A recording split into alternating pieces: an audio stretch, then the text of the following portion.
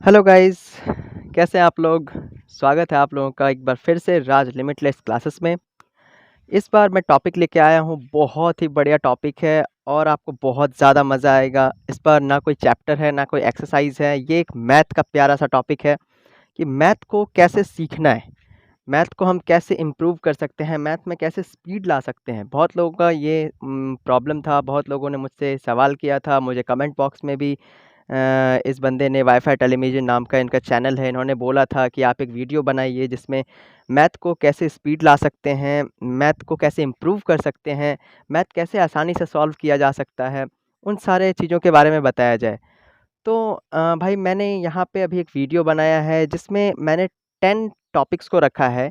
ये 10 बहुत अच्छे-अच्छे तरीके मैं ढूँढ के लाया हूँ जिससे मैं 101% कह सकता हूँ कि अगर आपने इस 10 तरीकों को आज़माया, तो ज़रूर आप लोग मैथमेटिक्स में काफ़ी अच्छा परफ़ॉर्म करोगे, आप मैथ में स्पीड ला सकते हो और मैथ आपकी इम्प्रूवमेंट ज़रूर होगी। तो चलते हैं हम लोग अपने मोबाइल की स्क्रीन की तरफ, वहाँ पर देखते हैं कि कैसे ये 10 तरीके हम लोगों के लाइफ़ में बहुत बड़ा रोल निभाने वाला है। ओके गाइज़, चलते हैं मोबाइल की स्क्रीन की तरफ।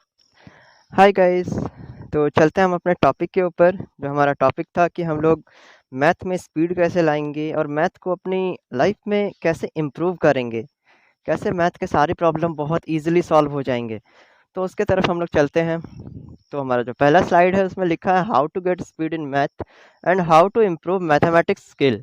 कैसे हम अपने मैथ में स्पीड लाएँगे और कैसे उसको इम्प्रूव करेंगे, कैसे मैथमेटिक्स को हम इम्प्रूव कर सकते हैं। तो चलते हैं हम अपने स्लाइड की तरफ और वहाँ पे अभी जानेंगे 10 बहुत ही अच्छे मैं ईज़ी तरीके लेके आया हूँ जिससे आपको पता चल जाएगा कि हम लोग कैसे मैथ को बहुत आसानी से सॉल्व कर सकते हैं।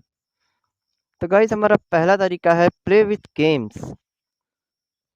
हम लोग बहुत सारे ऐसे गेम्स खेलते हैं जैसे पबजी खेलते हो, सभी फ्री फायर खेलते हो, कैरम खेलते हो, लूडो खेलते हो, बहुत सारी ऐसी गेम्स भरी पड़ी है हमारे प्ले स्टोर में जो हम लोग खेल के अपना टाइम वेस्ट करते हैं। बहुत सारे लोग हैं पबजी खेलते हैं, पैसे कमाते हैं, मैं उनको मना भी नहीं करता, वो लोग कर सकते हैं, जो करना है करिए। लेकिन जिनको मैथ से रिलेटेड जो पढ़ाई करते हैं, जो मैथ को समझना चाहते हैं, वही सिर्फ़ इस वीडियो को देखें, क्योंकि उनके लिए ये वीडियो बहुत अच्छा रहने वाला है। तो प्ले विथ गेम्स मैंने ऐसा क्यों लिखा? क्योंकि यहाँ पर प्ले स्टोर में काफ़ी सारे ऐसे गेम्स आपको मिल जाते हैं, जिससे आप पढ़ सकते हो। काफ़ी सारे पढ़ने से रिलेटेड वहाँ पे गेम्स हैं। तो वहाँ पर मैथ को भी पढ़ने से रिलेटेड वहाँ पे काफ़ी सारे गेम्स हैं। जैसे यहाँ पे मैंने 2 गेम्स को हाइलाइटेड किया है। पहला है ड्रैगन बॉक्स 5 प्लस। तो ये गेम्स क्या होता है, अलजेब्रा से रिलेटेड गेम है। इसमें आपको अलजेब्रा से रिलेटेड सारे क्वेश्चंस के आंसर्स वहाँ पे मिलेंगे। आप गेम्स को खेल करके वहाँ पे अलजेब्रा के सारे ट्रिक्स, सारे स्किल को आप समझ सकते हो। काफ़ी ईज़ी वे में आपको मज़ा भी आएगा और आप काफ़ी अच्छे से उसको समझ सकते हो। फिर दूसरा है प्रोडिजी। प्रोडिजी एक ऐसा गेम है जो एक एलिमेंट्री स्कूल स्टूडेंट्स के लिए काफ़ी अच्छा गेम है। वहाँ पे काफ़ी अच्छे तरीके से आपको सारा कुछ मिलेगा। आप ईज़िली सॉल्व कर पाओगे इस क्वेश्चन को, नहीं सॉल्व कर पाओगे तो आपको वहाँ ट्रिक मिलेगी। तो मैं इन दोनों गेम्स का लिंक अपने डिस्क्रिप्शन में दे दूँगा, आप उस लिंक पे जाकर के उसको डाउनलोड कर सकते हो या फिर आप चाहो तो आप डायरेक्टली प्ले स्टोर में जाकर के इसको सर्च कर सकते हो। आपको वहाँ पे गेम्स मिल जाएगी और वहाँ पे जाके आप इसको खेलोगे, तो आपको मज़ा भी आएगा और ईज़िली आप मैथ भी सीख सकते हो। फिर दूसरा है practice math in everyday scenario. Yes guys, अगर आपको मैथ पढ़ना है तो आप लोगों ने सोचा होगा कि भाई मुझे मैथ का यहाँ पे बहुत अच्छा तरीका बताएगा कि कैसे मैथ को इजीली सॉल्व कर लें। तो भाई आप पहले ही सुन लो कि यहाँ पर किसी भी चीज़ को पाने के लिए ना कुछ खोना पड़ता है। कोई भी चीज़ क्यों ना हो, किसी भी चीज़ को ऐसे नहीं मिल जाती, कोई भी चीज़ हमें ऐसे नहीं मिल जाती, उनके लिए बहुत ज़्यादा मेहनत करनी पड़ती है, बहुत ज़्यादा पसीना बहाना पड़ता है, तब जा कर के वो चीज़ हमारे हाथ में आती है। तो मैथ भी एक ऐसी चीज़ है जिसके लिए काफ़ी ज़्यादा प्रैक्टिस की ज़रूरत होती है, काफ़ी ज़्यादा मेहनत की ज़रूरत होती है, काफ़ी ज़्यादा कंसंट्रेशन की ज़रूरत होती है उस चीज़ के लिए, तब जा कर के वो हमारे पास आती है। तो डेली आप मैथ को प्रैक्टिस करोगे, रोज़ 15 से 20 मिनट भी अगर आप मैथ को देते हो, तो ज़रूर आप मैथ में काफ़ी अच्छा करोगे।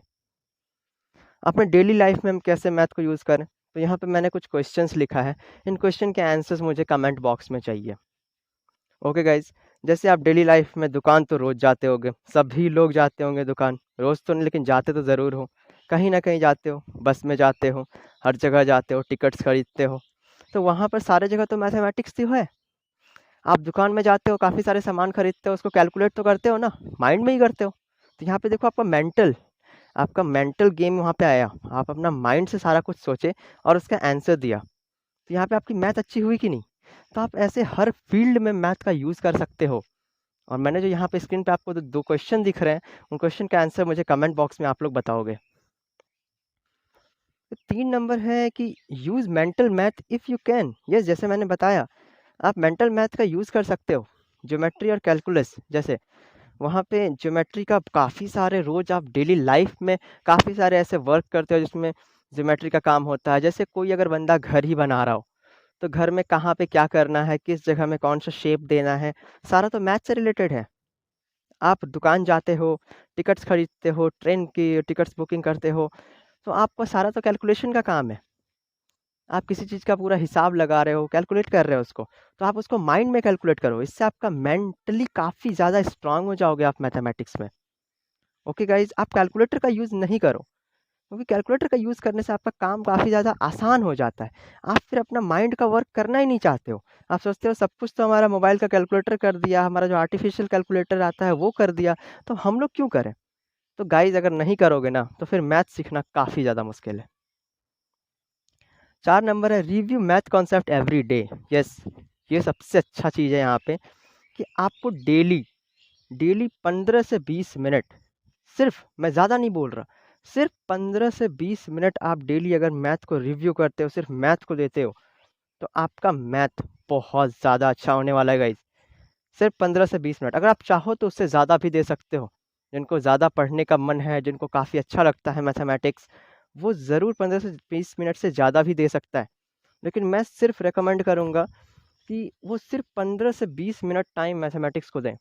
आपको मैथमेटिक्स 15 से 20 साल आगे लेके जाएगा, मैं गारंटी देता हूँ। क्योंकि मैथमेटिक्स एक ऐसी चीज़ होती है जिसको अगर आप बोलते हैं ना, जैसे एक दिन आप मैथमेटिक्स को छोड़ोगे, तो मैथमेटिक्स आपको 2 दिन पीछे छोड़ देगी। और ये सही बात है। आप अगर मैथ को एक दिन नहीं बनाते हो, तो आप दूसरे दिन ये भी भूल जाओगे कि आपने उस दिन पढ़ा क्या था। ठीक है गाइज़? तो दूसरा मैंने हाइलाइटेड यहाँ पे किया है, study in a quite place.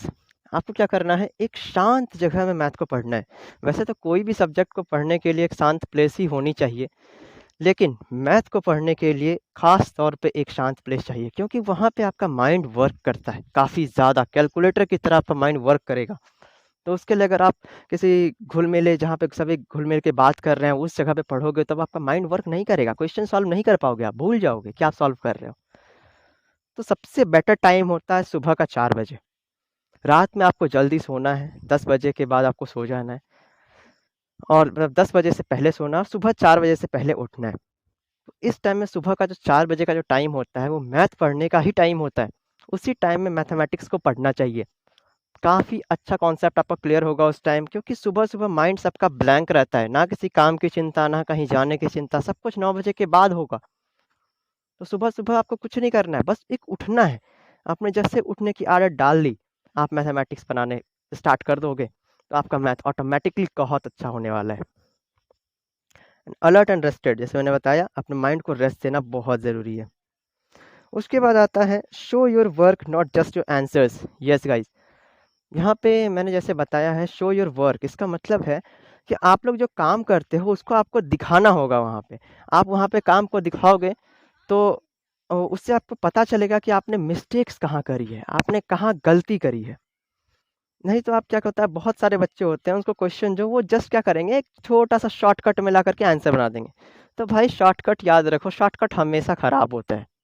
ठीक है गाइज़? शॉर्टकट आपको सही जगह पे बहुत जल्दी तक पहुँचा देगा, लेकिन उस जगह अगर थोड़ा-सा भी कुछ मिस्टेक्स हुआ ना गाइज़, तो आपको डुबा भी देगा।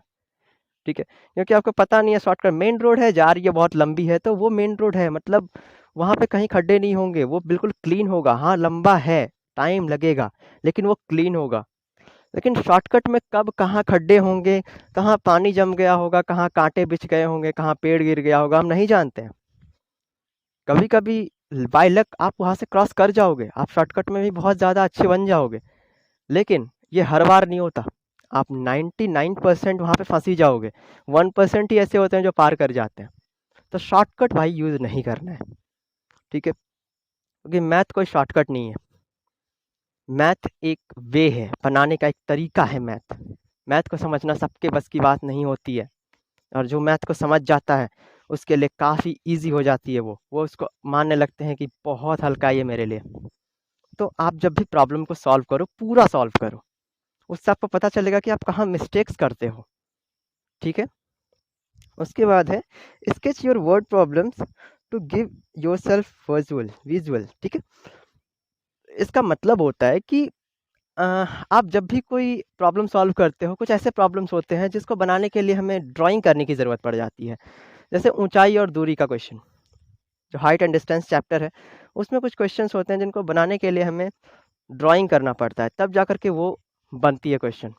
ऐसे ही कुछ क्वेश्चंस हैं, जैसे राम अपने घर से पूरब की ओर 2 किलोमीटर निकला, फिर उत्तर की तरफ 6 किलोमीटर गया, फिर दक्षिण की तरफ 2 किलोमीटर गया, फिर उत्तर की तरफ इतना गया। तो आपको बतानी पड़ती है अभी वो एग्जैक्ट कौन से प्लेस पे है।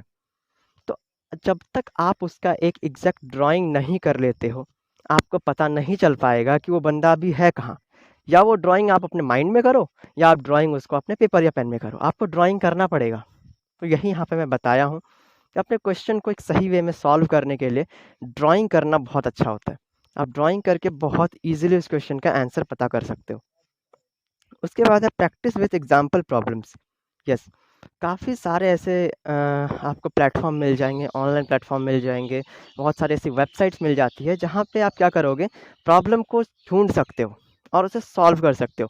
अपने आप को क्या कर सकते हो कि पता कर सकते हो आप कितने ज़्यादा वीक हो, कितने ज़्यादा पानी में हो अभी। जैसे आपने समझ लो कि ट्रिगोनोमेट्री का पूरा चैप्टर पढ़ लिया है, तो आप समझ रहे हो कि यार मैं तो ट्रिगोनोमेट्री का पूरा चैप्टर बना लेता हूँ, मैं सब कुछ जानता हूँ ट्रिगोनोमेट्री में। नो, सब कुछ तो मैं भी नहीं जानता, सब कुछ तो कोई भी नहीं जानता। क्या पता कुछ ऐसा क्वेश्चन हो जिसका आंसर पता नहीं हमें, लेकिन फिर भी हम बोलते हैं ट्रिगोनोमेट्री हमने पढ़ लिया तो हम लोग बहुत कुछ जान गए। नहीं, आप अगर वेबसाइट पे जाते हो, गूगल के वेबसाइट पे जाओ, वहाँ पे ट्रिगोनोमेट्री का क्वेश्चन समझो, वहाँ लाखों क्वेश्चन पड़े मिलेंगे आपको। फिर आप सोचोगे अरे मैं तो बहुत अभी पानी में हूँ, मैंने तो सिर्फ 150 क्वेश्चन बना के सोच रहा हूँ कि मैं बहुत ज़्यादा विद्वान बन गया, बहुत ज़्यादा जान गया, लेकिन अभी तो लाखों क्वेश्चन पड़े हुए हैं। इसलिए मैं बोल रहा हूँ कि कभी नहीं सोचना चाहिए कि मैं बहुत ज़्यादा जान गया हूँ। आपको और ज़्यादा प्रैक्टिस करना होगा उस क्वेश्चन के ऊपर। रोज़ 2 से 3 प्रॉब्लम्स अगर आप बनाते हो रोज़, तो आप समझ लो कि आप 30 दिन में, अगर आप एक दिन 2 प्रॉब्लम्स को आप सॉल्व करते हो एक दिन में मैथमेटिक्स का, 30 दिन में आप 60 को सॉल्व करोगे। 1 साल में आप सोच सकते हो, इसका मुझे कमेंट सेक्शन में इसका आंसर चाहिए, आप 1 साल में कितना सॉल्व करोगे। 8 नंबर है लुक अप लेसन्स ऑनलाइन। हाँ जी, आप ऑनलाइन लेसन्स को भी देख सकते हो। अगर आपके समझ में कोई लेसन्स नहीं आता है तो आपको बैठना नहीं है कि अरे अब मुझे बताने वाला कोई नहीं है, मुझे समझ में भी नहीं आता। आप क्लासेस भी अटेंड करते हो, आपको क्लास में बोलते हो हाँ सर सब कुछ समझ में आ गया, बाद में उसको रिवाइज करते नहीं हो और सब कुछ भूल जाते हो। उसके बाद में सर को बोलोगे, सर बोलेंगे कि नहीं मैं अभी नहीं बताऊंगा, उस टाइम क्यों नहीं पूछा। तो आप सोचोगे अब मुझे कौन बताएगा, मुझे तो इसको सॉल्व करना आता ही नहीं है, चैप्टर को मैंने समझा ही नहीं अच्छे से। तो वहाँ पर आपको सॉल्व करेगा, आपका ये सारा प्रॉब्लम को सॉल्व करेगा ऑनलाइन, मतलब गूगल, यूट्यूब, वहाँ की साइट्स आपकी प्रॉब्लम को सॉल्व करेगी। तो यूट्यूब पे मैंने यहाँ पे अंडरलाइन किया है खान अकेडमी, और खान सर को तो कौन नहीं जानता है, पटना के सबसे अच्छे टीचर हैं खान सर, सबसे अच्छे टीचरों में एक है खान सर, जो काफ़ी अच्छा कॉन्सेप्ट है उनका क्लियर करते हैं, वो बहुत अच्छे से समझाते हैं सारे प्रॉब्लम्स को। तो आप उनको फॉलो कर सकते हो, उनसे जाकर के सीख सकते हो। और हमारा चैनल तो है ही राज लिमिटलेस क्लासेस, यहाँ पे तो आपको डेली वीडियोस मिलते रहते हैं, और सारे के सारे मैथमेटिक्स वीडियो होते हैं जो आपके बहुत काम के होते हैं। तो आप हमसे भी जुड़ सकते हैं, और सारे प्रॉब्लम्स के आपको सॉल्यूशन यहाँ पे मिल जाएंगे। तो इसलिए मैं बोल रहा हूँ कि कोई भी प्रॉब्लम लेके बैठना नहीं है कि आपसे सर नहीं होगा मुझे छोड़ देना चाहिए। आपको उस प्रॉब्लम का सॉल्यूशन ढूंढना है, तब भी कुछ कर पाओगे। दूसरा है master one concept before move into the next.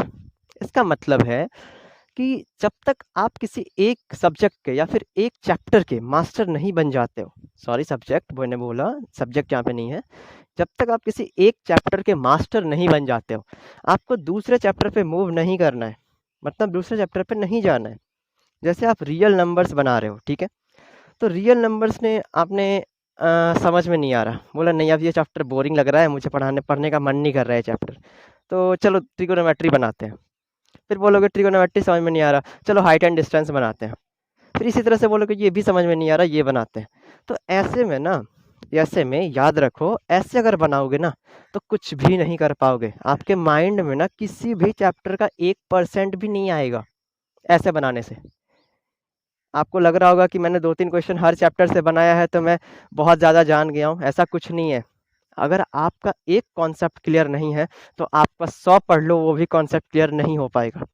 हाँ, अगर ट्रिगोनोमेट्री का आपने पूरा चैप्टर पढ़ लिया, आपको बना लिया आपने पूरा, फिर भी अगर मैं कुछ क्वेश्चंस दे दूंगा तो आप नहीं बना पाओगे, बिकॉज आपके उसके पहले वाले कॉन्सेप्ट का क्लियर ही नहीं है।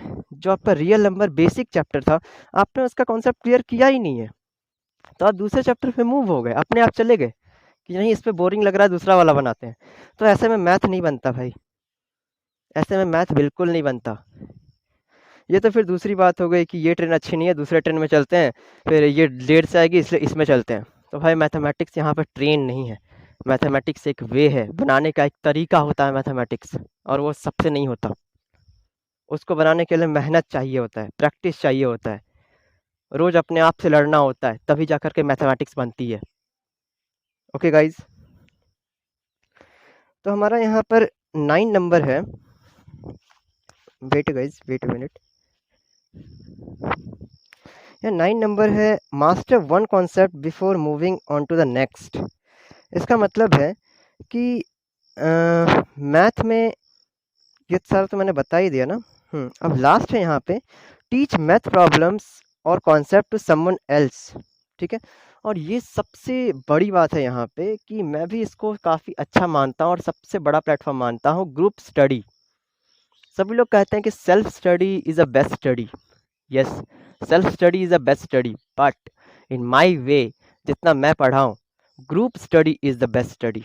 ग्रुप स्टडी से बड़ा कोई स्टडी में नहीं मानता, क्योंकि ग्रुप स्टडी, सेल्फ स्टडी में आप पढ़ोगे, खुद से पढ़ोगे, अगर आपको समझ में नहीं आया तो आप मोबाइल पे जाओगे, यूट्यूब पे जाओगे, ऑनलाइन पढ़ोगे, ये सब करोगे। बट ग्रुप स्टडी में आपको एक ही क्वेश्चन को बनाने के जितने बंदे होंगे उतने तरीके मिलेंगे। अगर आपके ग्रुप में 5 बंदे हैं तो आप एक ही तरह के क्वेश्चन को, एक ही क्वेश्चन को 5 तरीके से बनाना सीख सकते हो, क्योंकि पांचों के पास अपना अलग माइंड है। सबका माइंड सेम है लेकिन बनाने का तरीका सबके पास अलग है। कोई दूसरे मेथड से बनाएगा, कोई दूसरे मेथड से बनाएगा, लेकिन आंसर सबके सेम आएंगे। तो आपको उसी क्वेश्चन को 5 तरीके से बनाना सीखना आ गया, तो आप क्यों नहीं ग्रुप स्टडी करोगे, क्यों नहीं मैथमेटिक्स को ग्रुप स्टडी में पढ़ोगे। अगर आप जानते हो तो आप उसको रियल नंबर्स का चैप्टर पढ़ा दोगे, वो आपको ट्रिगोनोमेट्री का चैप्टर पढ़ा देगा। फिर दूसरे दिन बोलोगे कि मैं कैलकुलस पढ़ के आऊँगा, आप मुझे हाइट एंड डिस्टेंस समझा देना। तुम उसको कैलकुलस सिखाओगे, वो आपको हाइट एंड डिस्टेंस समझाएगा।